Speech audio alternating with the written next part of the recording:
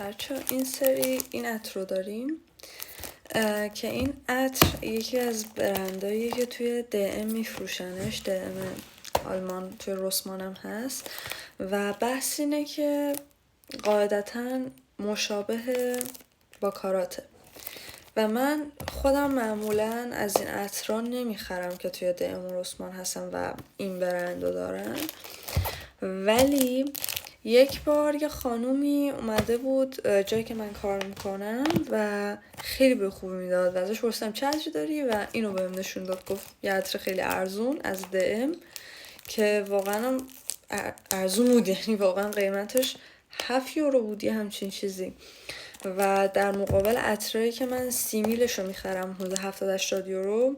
خب خیلی چیز خفنیه و 100 میله. بازش کنیم نمیدونم تو کجا رو گرفت، بازش کنیم ببینیم چجوریه.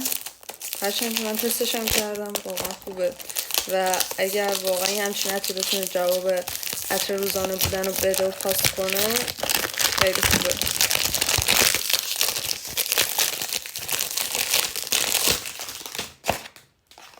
و اینجوری از اینجا باز میشه.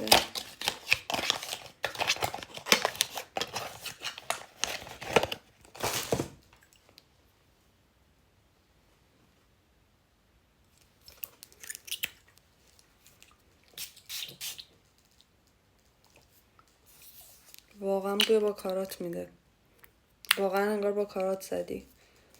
ولی اون چیزی که من دیدم یعنی نوت آخرش هم خیلی خوشبو بود، پس امتحان کنیم.